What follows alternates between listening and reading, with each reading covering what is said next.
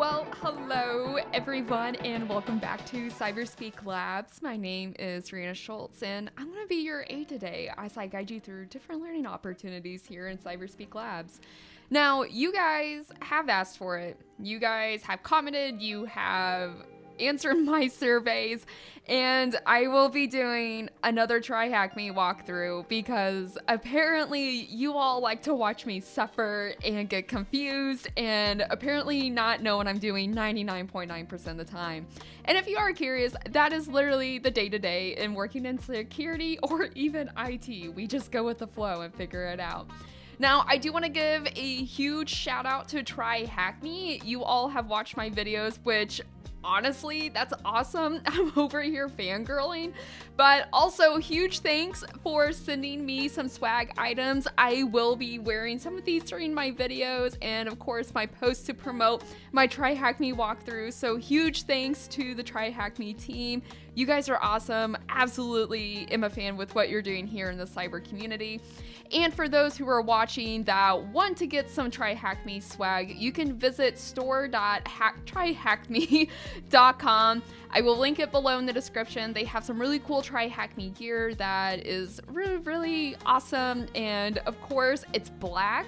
So we'll be putting on our hacker hoodie throughout this video and learning more during this time. So throughout a couple of my TryHackMe walkthroughs, you all have really enjoyed my feedback on the cyber defense side. And again, if you're new to CyberSpeak Labs, welcome to the lab. A little bit about me, I do have a cyber defense background. I have over 7 years of experience now, which I guess that's old in IT terms. I always joke that 1 year adds 10 years of your life when you work in the IT or security side in tech. And you deal with a lot. You deal with changing what you're doing during the day or how you're dealing with a specific person because you have a lot of conversations, whether it's someone that is very stressed trying to deal with a product or even a security incident, and you have a range of emotions in a single room. So what we're gonna be doing today, I'm actually gonna be going through some of TryHackMe Cyber Defense Labs. And this is my home screen here. TryHackMe is a great platform. They are not sponsoring the video. They just provided me some free swag.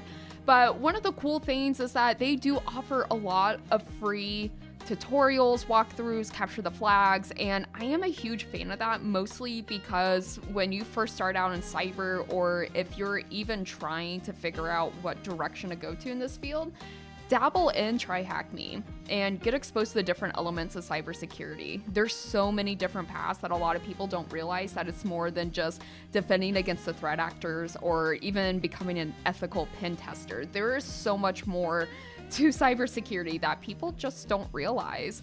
And so when you kind of figure out what you enjoy, what your interests are, it's a lot easier to go job hunting and be passionate during your interview as well, because then you're excited to show up to work. You're excited to implement cybersecurity in a business. So without further ado, like I said, this is my home path. Whenever I log in, one of the defaults is that it brings me to is the SOC path, and that's because essentially that's my background. So when I signed up for TryHackMe, I did say I had a cyber defense background, so it is kind of nice to see it give me some classes that I can hone and advance my skills on.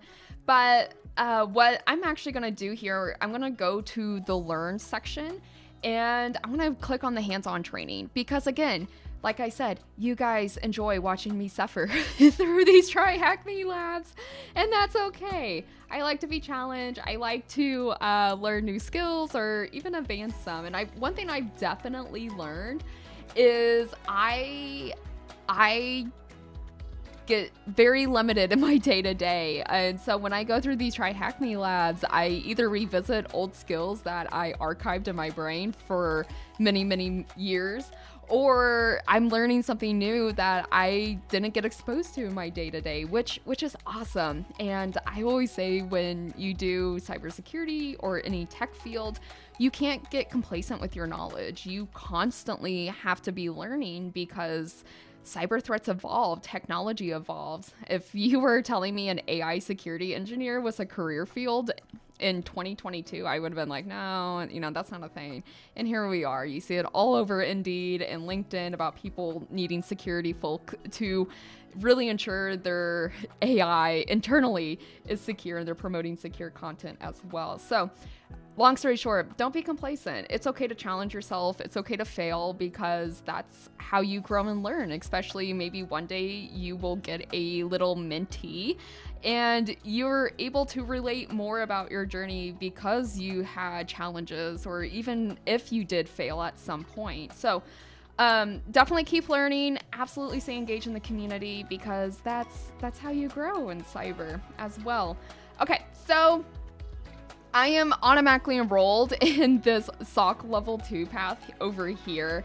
And I definitely wanted to learn more about the cyber defense side.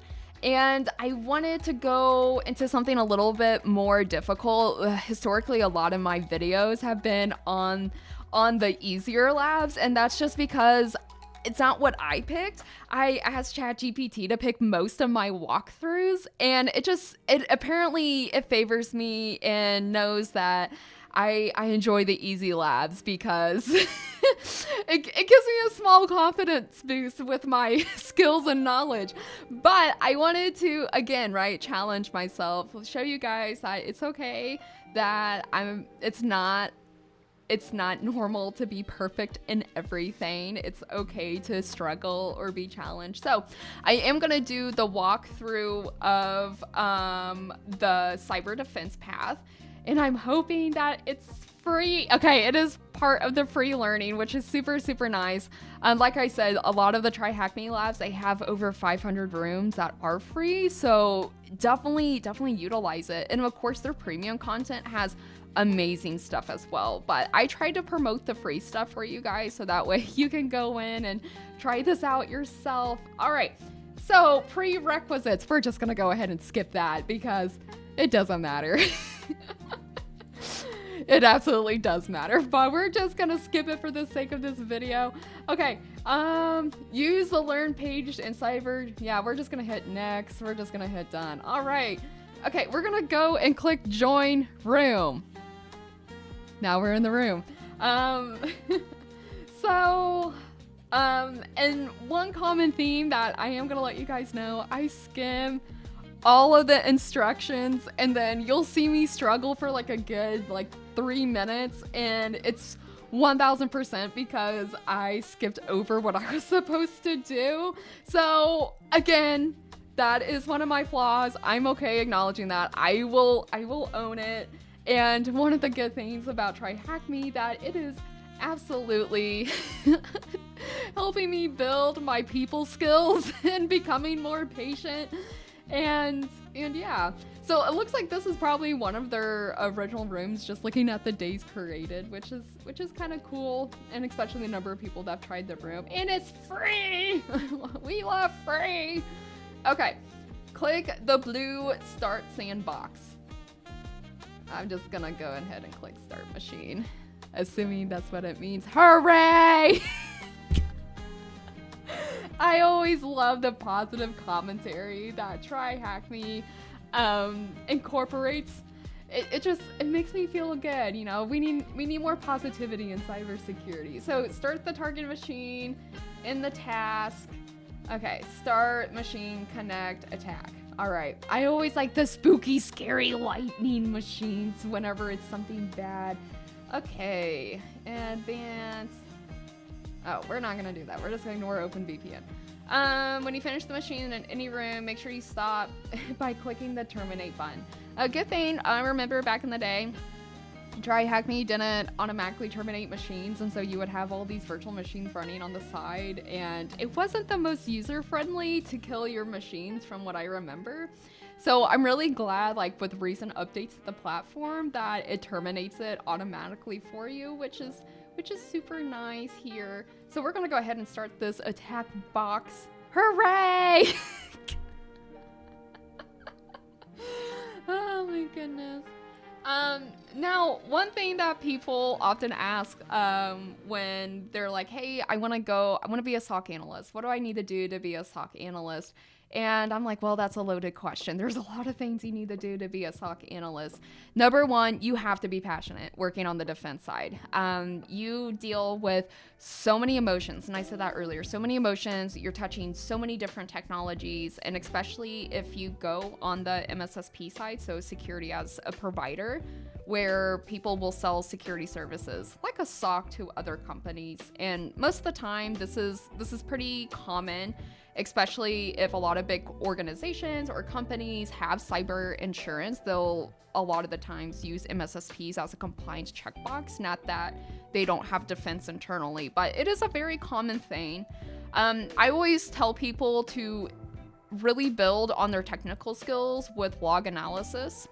You have to have the mindset of thinking backwards, essentially, knowing what root cause happened and being okay to have different open theories to solve essentially what occurred. And a lot of the times of where I see people fail on the defense side, they get siloed onto how an event happened. And so you have to be able to have very flexible types of thinking. You have to have different solutions to a problem and essentially be creative with how you come up with that conclusion. And log analysis really does help with that. Some people often ask me, hey, I want to go on certifications. What are some certifications that you recommend? And if you're fresh out of college or high school, or just in general that you're really wanting to build your skills, I recommend Security Plus. And there's also a really cool certificate called Blue Team Level 1 that brings a lot of what you learn in the CompTIA section to hands-on as well. And it really builds and puts weight as to that you're applying principles that you've learned.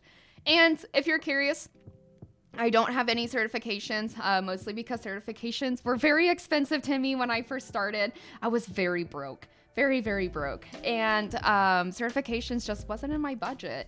And of course, now in today's realm, there's a lot of things that can happen, like student discounts, or there's a lot of like pay over time stuff, and it's very nice. I'm glad there's resources out there to help people market themselves and get out there as well.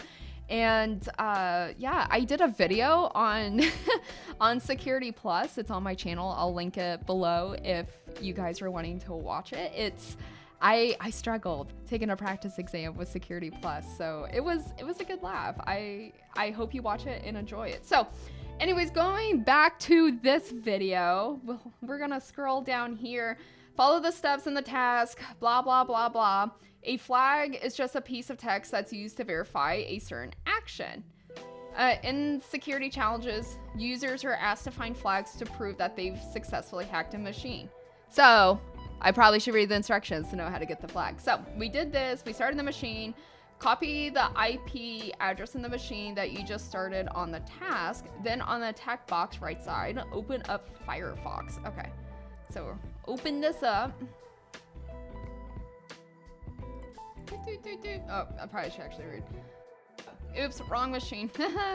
Okay, so we're pasting the target IP address into the attack box. So let's see here, paste. Yay! Reading instructions goes a long way. Okay, so we are just gonna go down here and we're gonna copy this flag, and we'll see if this is the format that it needs. It looks like it. Copy pasta. Whoop whoop. Oh, TryHackMe. TryHackMe just makes me so happy. Okay, so let's see here. We'll go next. I appreciate that they would want me to post this on my social media, but I'm doing you all a YouTube video, so you're gonna get a video instead of whatever. Okay, so we're gonna go ahead and continue our learning.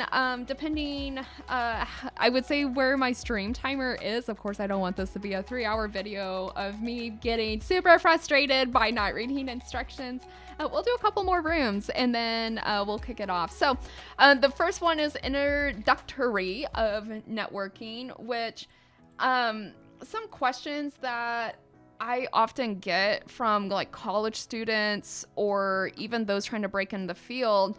They're like, hey, how important is me knowing networking? How important is it me knowing essentially the different protocols? Am I going to be doing subnetting? A lot of this stuff can probably be automated with computer logic and stuff like that.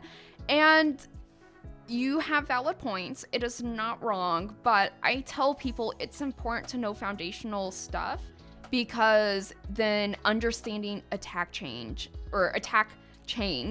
and understanding how those attack chains do change and evolve over time, how to hunt for threats in your network, understanding how successful or how impactful those threats are, is really, really important. And by knowing how to identify those security risks and the business risk associated with it, you have to understand foundations, and networking ones are very important because now you're learning the ins and outs of the business. Essentially, where is the application sitting? How is this going to go all the way down to a user computer?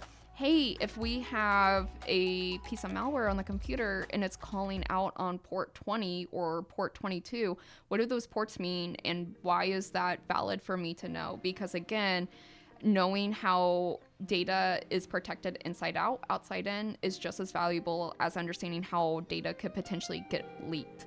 And using specific words like backdoors and C2s can absolutely have weight in the business. So learning these different foundations is extremely important. Same thing, no different with programming. By no means am I a software developer. It is not my day-to-day, but it's very, very important for me to understand specific snippets of code and how to read it, especially if a threat actor is exploiting a PowerShell or introducing a C code into the environment that's used for harm, or even manipulating a application that's used in the business to hold critical information or even customer information. You have to understand what that code does, or potentially what is malicious or suspicious that could have been changed in the code as well. But again, right, it also depends what your role is within the business.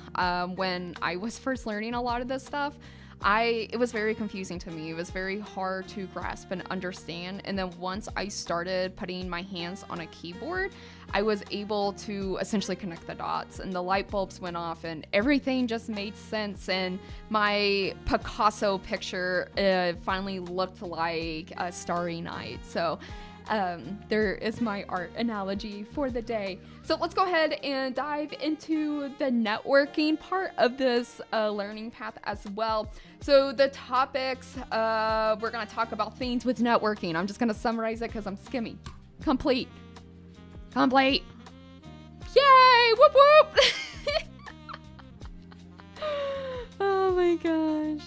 Oh, TryHackMe. I like how I was raining some ones and zeros. I'm curious if anyone's ever like tried to decipher these, and you know, if it actually says anything cool. If not, oh well. Maybe I'm just walking around with just random ones and zeros, or maybe TryHackMe put a fun joke in there. I don't know. Okay, so we have our 7 layers of the OSI model. Yeah, and this is a big study tip of mine as well. So especially if you have an exam or you're taking a certification and they talk about, hey, what's in this? What is in the OSI model? A lot of people make their own acronyms or phrases.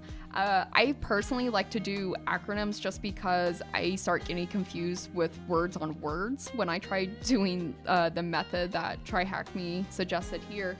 And for example, I would try to make a word out of this, like apps TDMP. I don't know. Or maybe I would try to like rearrange the words into a different order or whatever.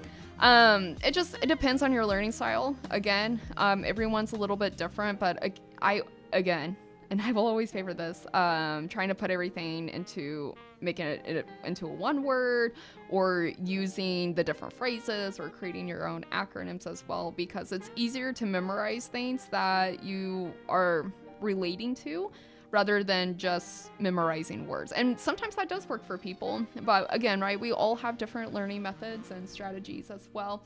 So it looks like TryHackMe goes into the different layers and what they all do.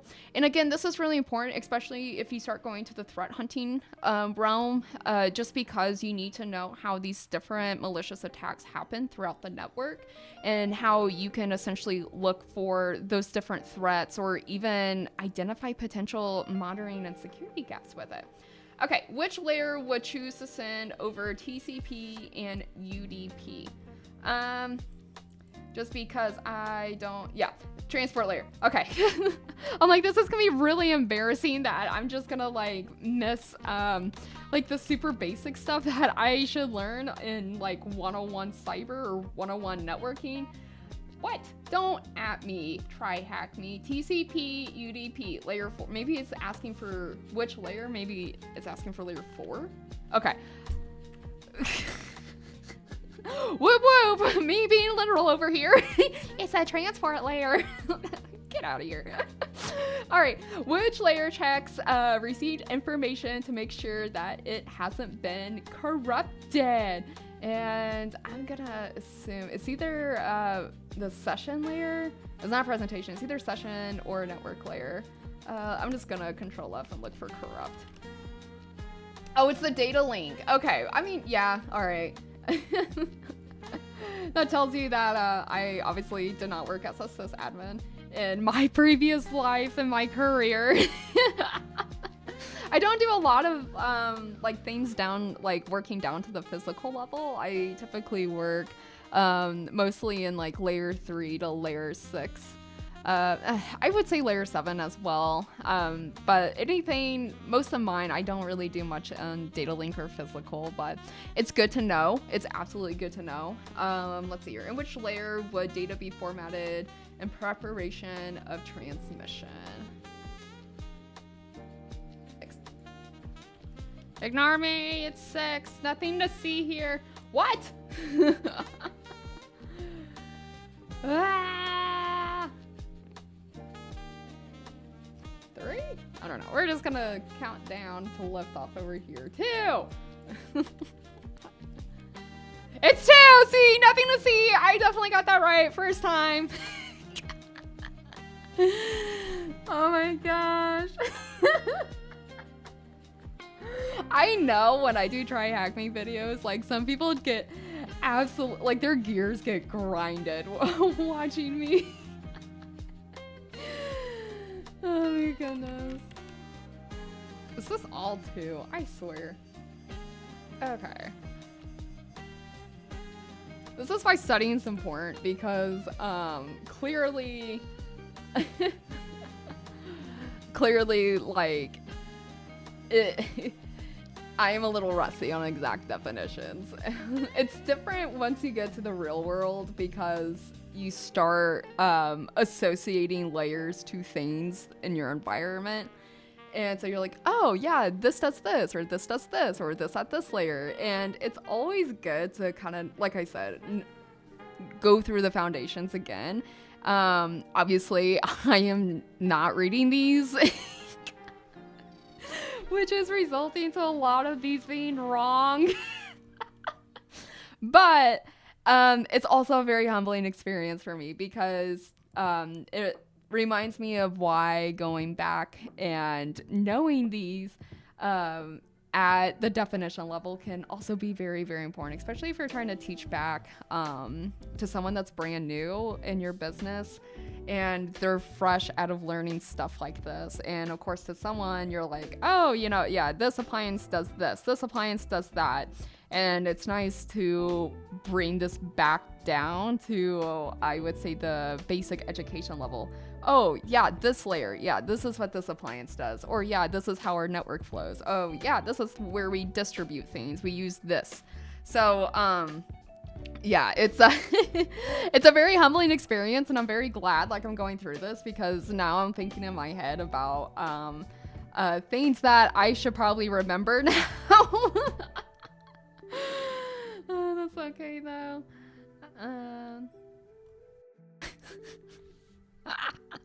Oh my goodness. All right, which layer encrypts, compresses, and otherwise transmits initial data given its standard format? We're just gonna look up the word encrypt. Layer 6. Woo! Whoop whoop.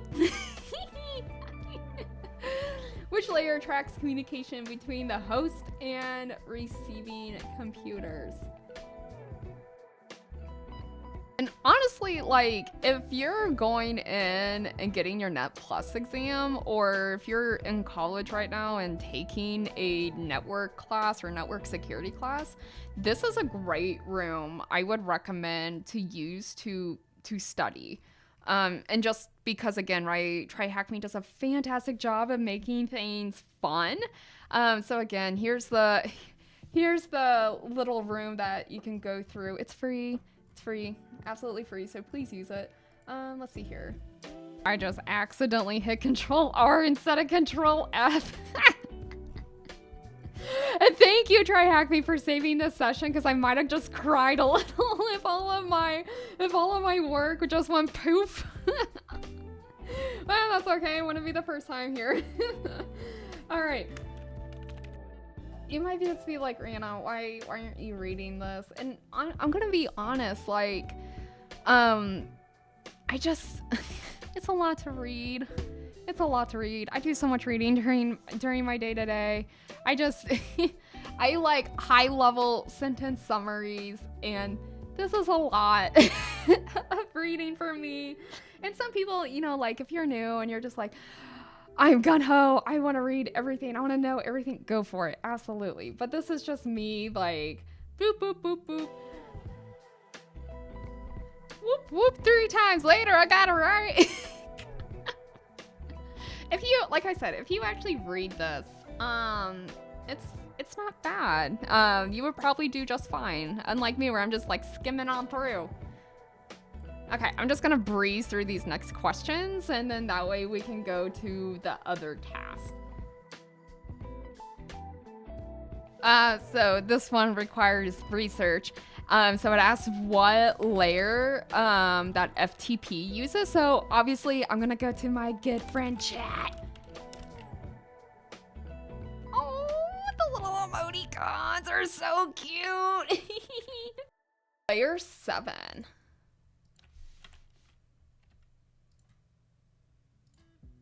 And if you're an application developer, please be nice to your security people and don't make any FTP services externally available without proper SSO and MFA, because this is a one-way ticket of introducing threats into your environment or finding compromised credentials. So please incorporate these security mechanics, or even just instead of an FTP server, use SFTP so the data is encrypted going up and out.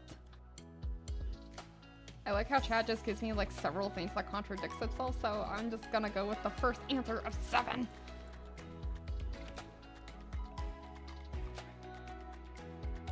So wanting me, which transport layer protocol? Oh, it helps if I actually read the question. I could just see some people being like, triggered! That's okay. You come here for the laughs, not for not for a 1000% complete TryHackMe walkthrough on the first try. I thought it was UDP. I remember reading that in reading that when I was getting my graduate's degree. And of course, like, I'm over here skimming. I'm like, oh, TCP was seen first. That's gonna be TCP. And then I was like, oh wait, UDP, because that's what's gonna allow the faster session as well. There's a whole thing between TCP and UDP with utilization, probably what's best for, etc. And it's also really nice to just know in the back of your mind, if you ever get on a call with anyone and they're like, my network's slow, and you're like, I wonder why. Okay. Encapsulation. So you.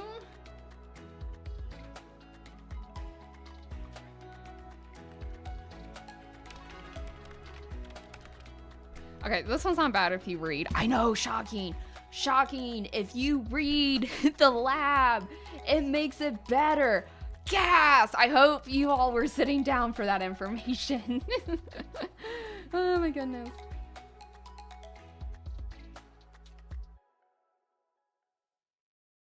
Cool. Most of that was just already in the lab in the work instruction. So, again, lessons learned, don't skim questions, don't skim what's in there, and you will pretty much just get, I'm sorry, TryHackMe. TryHackMe always gets me when they put like, they've just put the best stuff in their labs, essentially. And this guy, oh my gosh, I have no words on how extra this is. Oh my goodness. Alright, first, this one's gonna be TCP/IP. Yep. Which layer of the TCP/IP model covers the functionality?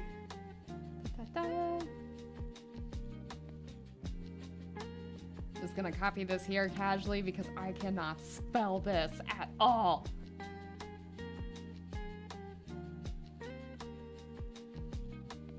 Kept rereading like this question, but this question as well, and I was like, ah. I am 1000% the type of person when I take exams or anything, I can't take them in chronological order. I flip through the different questions, go back, re-answer. And it's because I've learned, I just get so bored going through question after question. I like to skip around and just see what else is there. And it's also probably because of my lack of patience, which again, thank you, TryHackMe, for always teaching me patience here. Oh my goodness. Okay, so let's continue on. Which of the layer, the TCP/ID model handles the functionality of the OSI network? All right, and boom, whoop whoop. Okay, so just for, I guess we can go down to networking tools. Yeah, this one doesn't look so bad. So we can go back in here, and it looks like we're gonna be using the ping command, and there is always that one company in an interview that's like, what network protocol does ping use? It is not TCP or UDP. It's not. Don't say it. It's a trick question. It's a trick question. Okay. Oh my gosh, the lag. It's like when you join the Call of Duty 6 servers for the first time and everyone's on it. Okay, what command would you use to ping? Okay, well, this one's easy. Oop, stop, get back in here.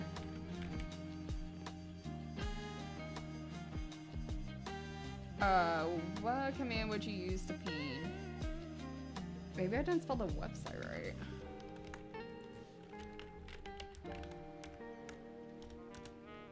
Maybe I just didn't spell the website right. I thought I was getting gaslit for a second with TryHackMe. Ah! Okay. I don't even know if that's the right address either. I don't.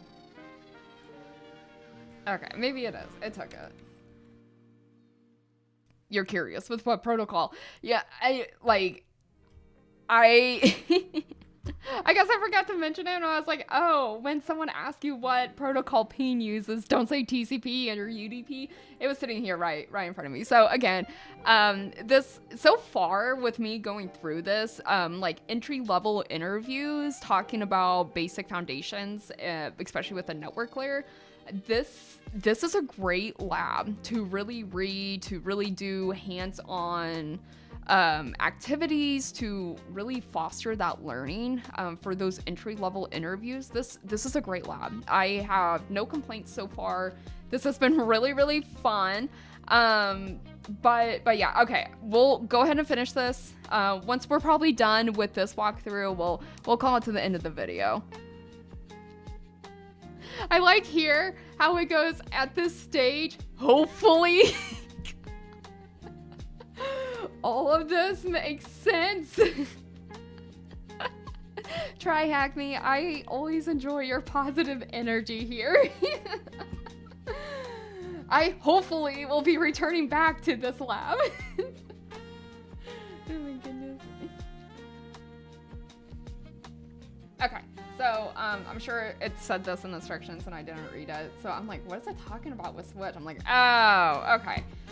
Because once I got down here to the verbose, I was like, oh, -v or whatever.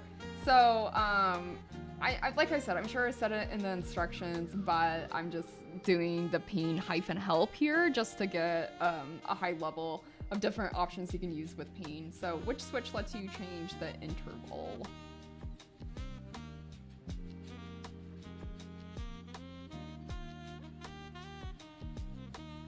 You know what? I'm gonna be lazy. I'm just gonna ask ChatGPT.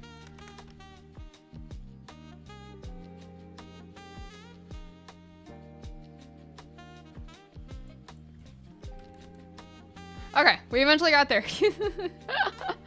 I'm sure. Oh, it was literally right here. I was being literal and just looking for the word restrict that never existed. So whatever. Thank you, TryHackMe. Thank you, ChatGPT. So I'm gonna pause it here. I think this is a good place to stop. And of course, we can always come back to learn more about the SOC paths. Overall, again, this is a great lab to relearn those foundations to, I mean, even with me, right? It was a very humbling experience to go back and relearn a lot of this stuff.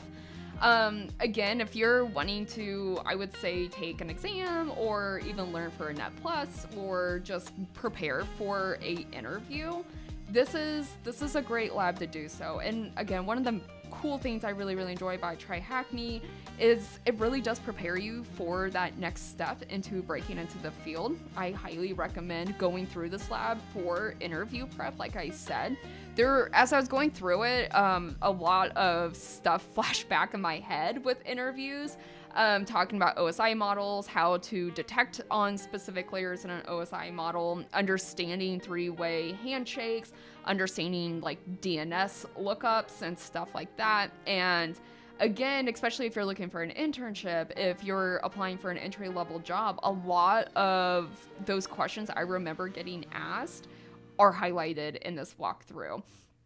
And of course, as you go up in your career field and chain, it's going to be more driven to specific experiences and stuff like that, because every environment's different. How you relate to the different things in the OSI model within your environment are going to be very different. But again, it was great to go through and relearn some things, and it's kind of a good reflection as to where, at least like me personally, where I started in my journey and where I'm at now. And it's always kind of good to like relive glory days in some way. So I really do appreciate it. It was a good lab with TryHackMe. I give it 5 McSkitties out of 5 McSkitties, which was their holiday elf for this year. I will always miss McSkitty. So thank you again, TryHackMe, for having this amazing lab. I absolutely enjoy it. I have nothing bad to say about it. And again, thank you so much for the swag that you've given me.